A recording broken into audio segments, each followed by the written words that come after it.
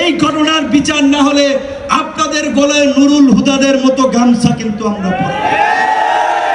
গামছা আমরা লাগাবো যদি এই ঘটনার আপনারা ধামা চাপা দেওয়ার চেষ্টা করেন। যে আমরা বড় বেয়ারা, আমরা সহজে আপোষ করি না, আমরা প্রতিরোধ। আমাদের বিরুদ্ধে এই 1 বছরে কোনো চাঁদাবাজি, তদবির, লুটপাট, দখলের কোনো অভিযোগ নাই, করতে পারবে না। আপনাদের সামনে অপার সম্ভাবনার এবং সুযোগ তৈরি হয়েছে।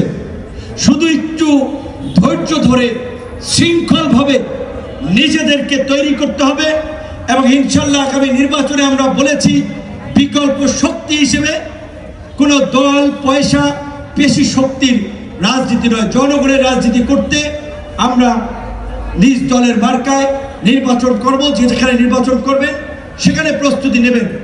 সেনাপ্রধান, পুলিশ প্রধান, তাদেরকে বলবো আপনাদের নিজস্ব বাহিনীর যেহেতু এখানে ইনভলভমেন্টের বিষয়টা এসেছে, আপনারা একটা অভ্যন্তরীণ তদন্তের মাধ্যমে জাতির সামনে আপনাদের ব্যাখ্যা পরিষ্কার করুন যদি আপনারা এই ঘটনায় জড়িত না থাকেন।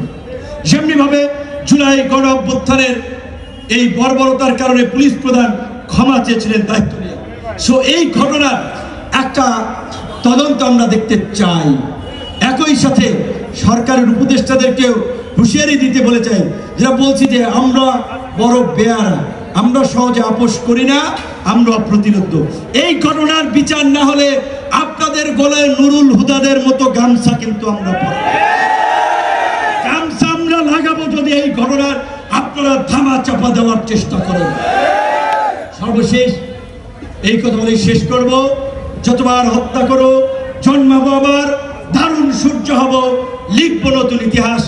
আপাতত আপনারা যারা যেখান থেকে এসেছেন, খুব কষ্ট করে কথা বলছি, আপনাদের শুধুমাত্র কষ্ট করে দেখার জন্য একটু কথা শুনতে চান, সেই কারণে আপাতত আমার আসলে একটু রেস্ট দরকার। বেশি জোরে কথা বলে নাকে খুব লাগে, আর এই নাকে যেহেতু বিচ্ছিন্নভাবে ফ্র্যাকচার হয়েছে, এটার অপারেশন করার জন্য আমার 3 মাস পরে ডেট দিয়েছে।